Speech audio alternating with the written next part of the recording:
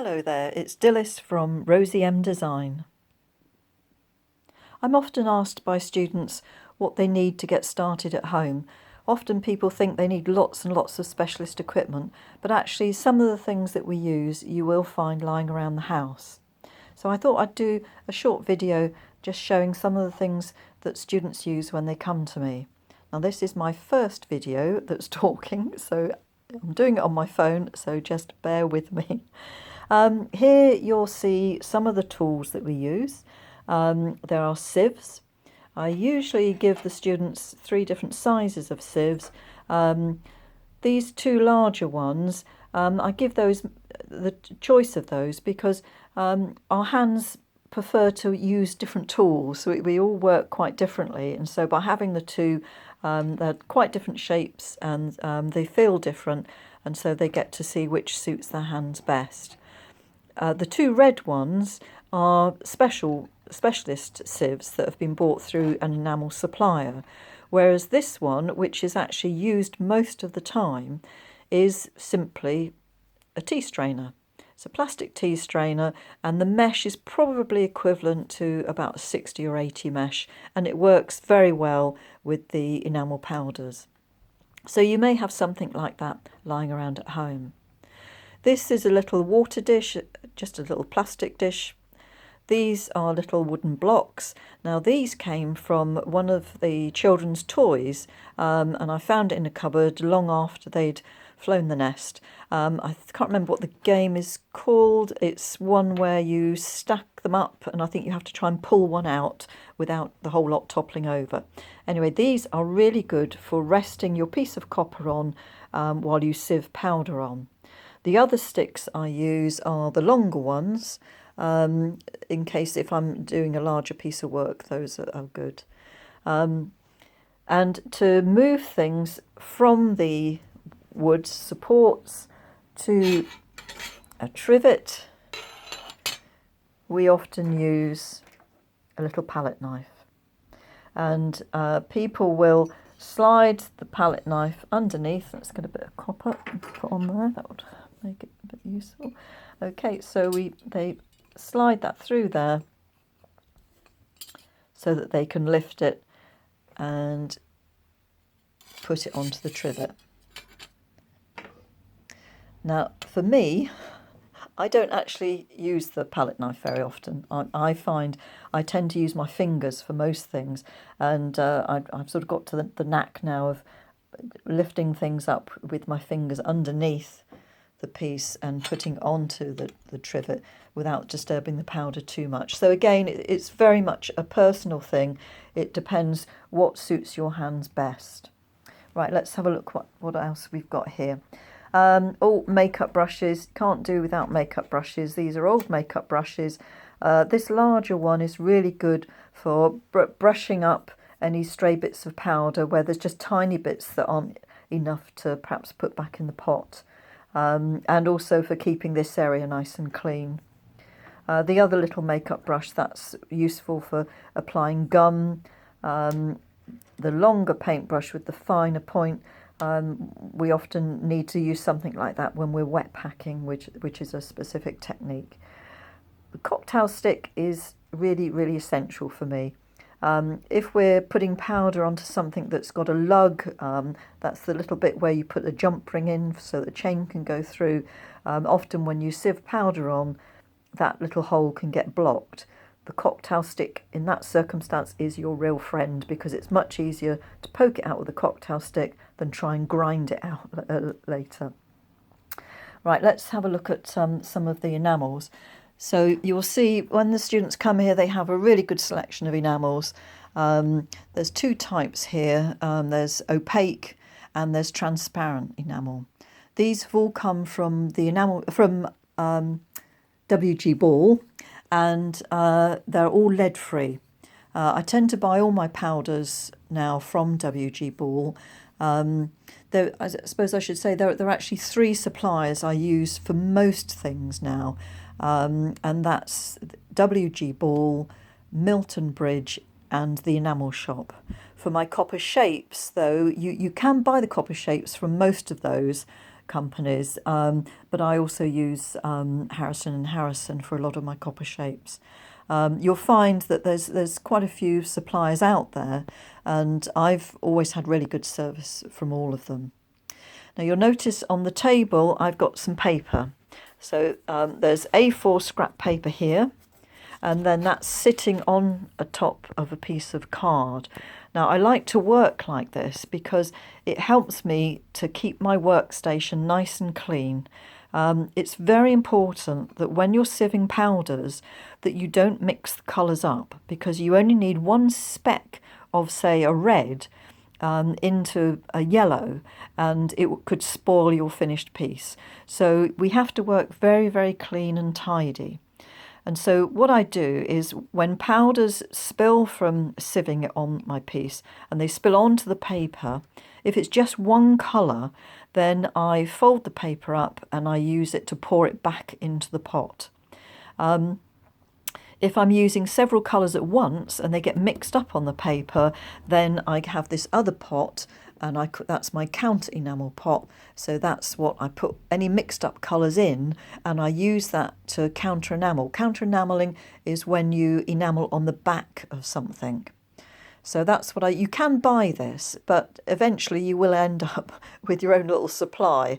You really don't need to throw very much away at all with enamelling. And if you've been to me, you know I hardly ever throw anything away. So that's a way of using up your powders that get mixed up. So you don't have to use white paper. This is some scrap paper. It's probably an old bill or something. You can use any coloured paper, whatever you happen to have on hand. If you do use the scrap A4 paper, you can still recycle it. You can just go into your recycling thing for paper. So that's what we've got here. The other thing I was going to show you, which is really good for resting things on, if you haven't got any wooden blocks, you're bound to have a bottle top.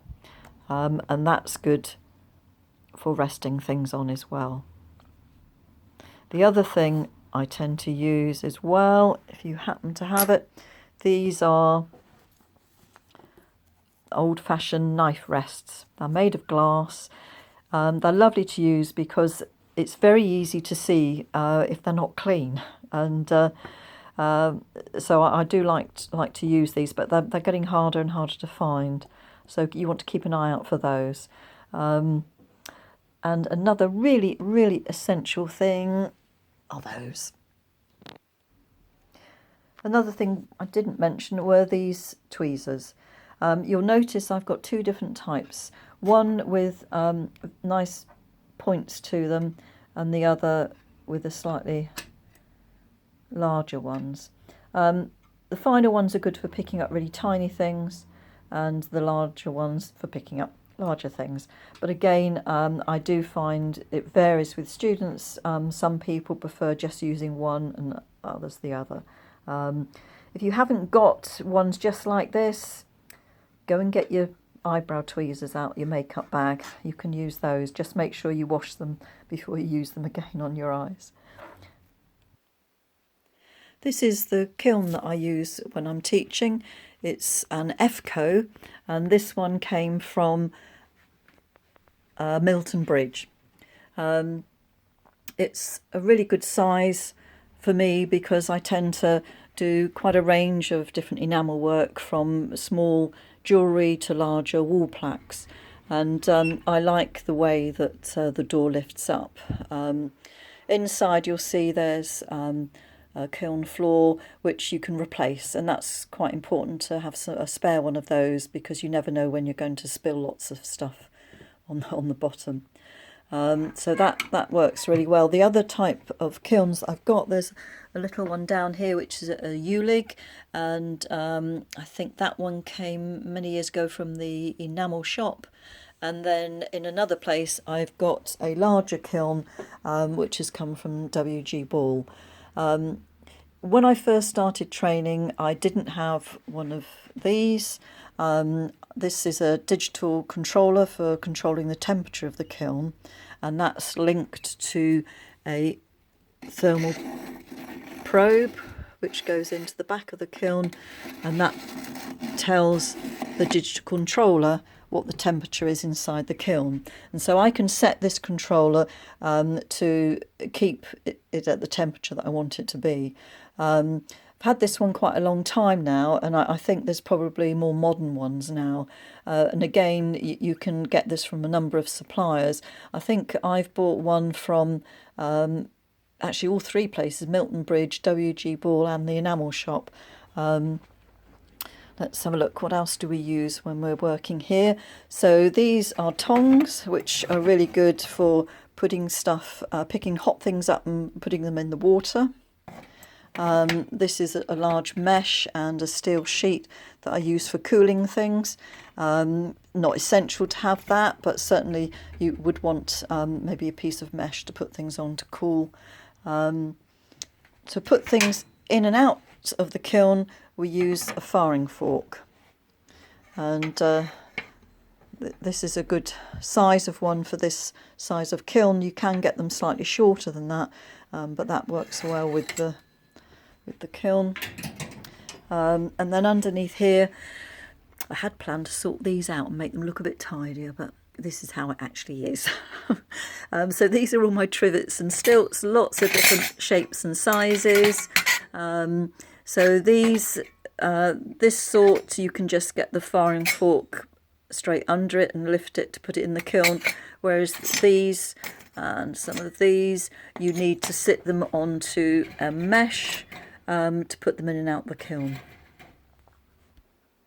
So when it comes to the trivets, which are also called stilts, it's the same thing, you don't need anywhere near the amount that I've got here. This is only because of teaching, and I used to run residential classes, courses, and so I needed a lot. I think for me, thinking about the shapes that I use most, it's probably, that's the one I use more than any other one, and those come from the Enamel Shop. And then there's a variety of smaller ones which I've bought from a number of different places. I think this one, those I bought from a supplier in America, but you can probably get similar stuff now from suppliers in this country.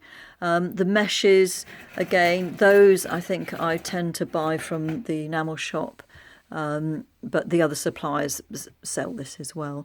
I just thought it'd be useful for you to know where I have actually purchased some things from.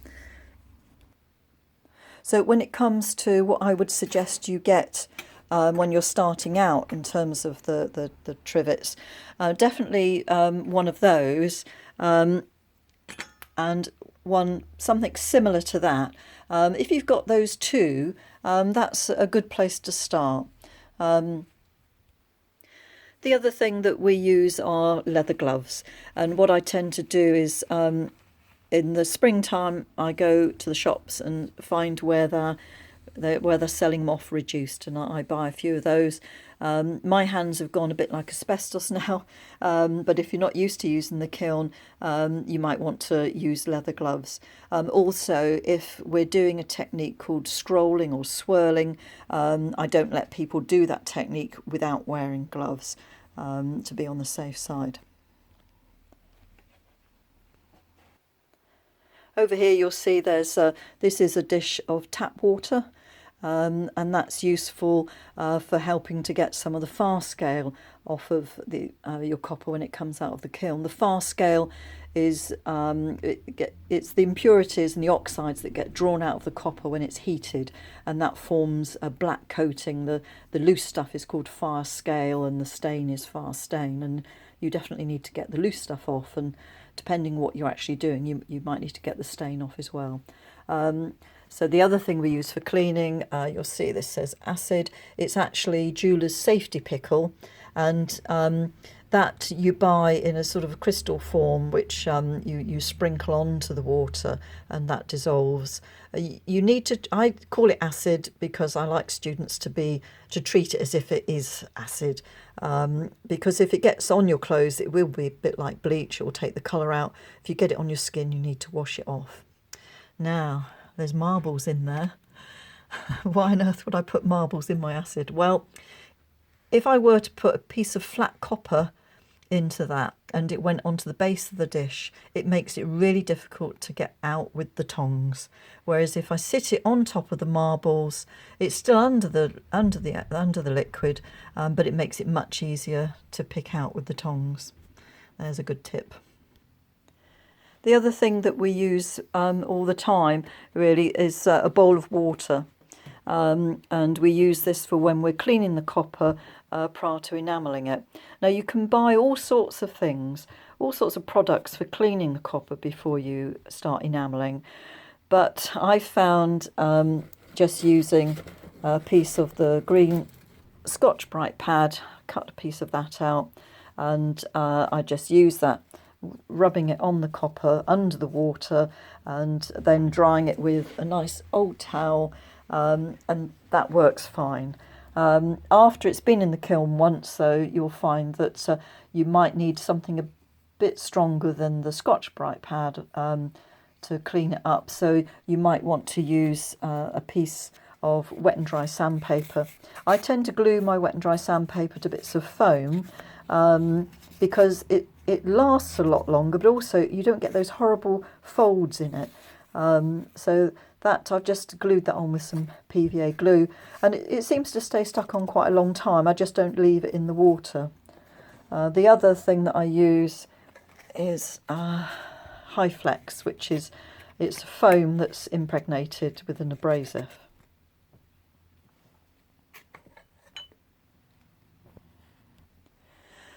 I also make sure I've got some kitchen roll in here. It's useful for cleaning up all sorts of bits and pieces, but actually I tend to use the old towels again for drying things. It's a much cheaper way of doing it. And then of course you've got your copper shapes. Now you do not need anywhere near the amount of copper shapes that you have to choose from when you come here. You just want to get yourself a few shapes that you like, maybe a dozen that you can practice on and learn. And don't throw any of them away that you think have gone wrong, because in later videos I will show you how you can change a disaster into something amazing. Here you'll see some little needle files. These are diamond ones. They were bought for me as a gift many years ago. They are good ones, and if you can afford to buy the better quality ones, it's worth it. They will last you a lifetime. You can get sets, though, that are about £15, and they work absolutely fine. And if I was doing just enamelling by myself, I'd probably get one of those rather than this better quality one. I just need this because they are being used so much by students. I just want to come back to the kiln again. I showed you that I had a digital controller. Now, there are a lot of modern ones now that aren't as big and bulky as this. And you can also get kilns that actually have a digital controller built into the kiln. So you buy it all as one thing. But for the first 10 years of my enamelling, I didn't have anything like that. I just went by the colour of the kiln, and that's how we were taught. You had to learn what it was like in natural light and also in artificial light. And I successfully enamelled for 10 years that way. So you don't have to go to the expense of getting a digital controller. The main reason I did get one was when I started teaching, I was in a room with 2 kilns, 8 very, very enthusiastic students, and trying to keep track of what the colour was of each kiln was a bit of a challenge. And so I did invest in them. And I have to say, now teaching, I can set the temperature and I don't have to worry about it.